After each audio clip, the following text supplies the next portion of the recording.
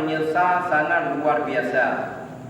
Penyesalan yang sangat luar biasa yang terjadi ba'ulu urun kafir, dahulu yang berbuat maksiat.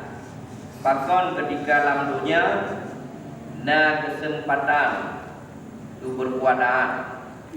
Yang orang kafir bahkan dalam dunia mereka ajak di Nabi hantar Islam.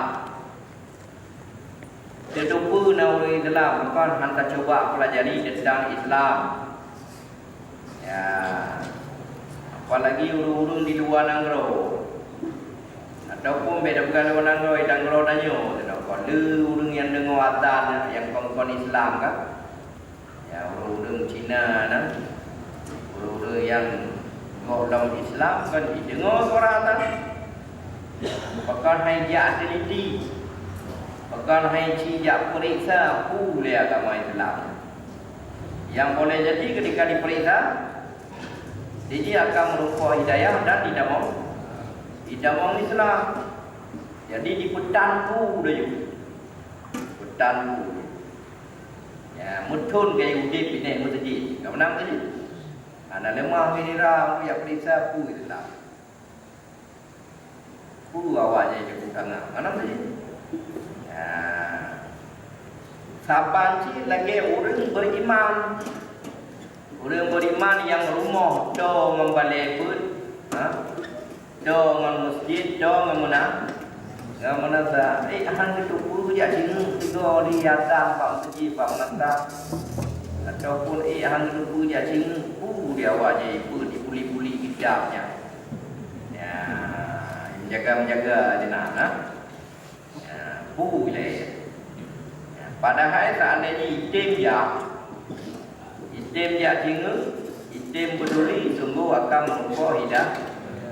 Oh, rupanya masalah ilmu agama tak ada cara ibadat kepada Allah, mengenal Allah dan tak ada cara beribadat kepada Allah.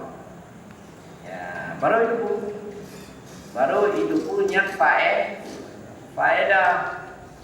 Ya, tapi dia ikut campur juga. Cuman tinggal minta salah. Salahnya mana minta apa pun. Oh, insya Allah ada mungkin bahan di beda oli sambilan jemaah mungkin tak insya tak ngobrol. Tak pegang dia nak masjid yang berji memang dari mungkin tapi insya parah di pula malam pula ada malam boleh dan malamnya madu belum kegiatan kunci malam raya napri malam minggu malam panjang kan nak buat di malam minggu tidak di balai pula bagi utang.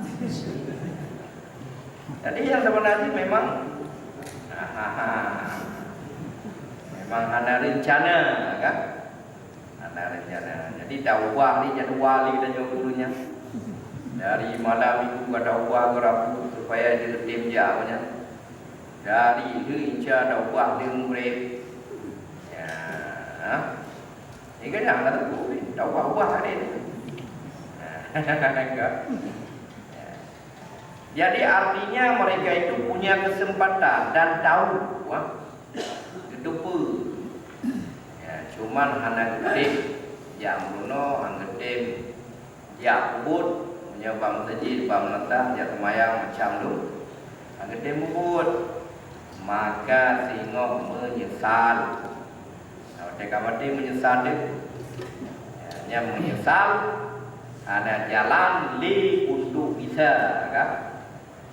Wadarat zalimin, hai Muhammad juga oleh Allah gada kalon udeng zalim lima ra'awil azab lama ra'au azab bahwa de udeng zalimnya di kalon azab Allah ya yaquluna berkatalah mereka udeng zalim hal ila maradin min sabil, adakah kepada dunia itu jalan?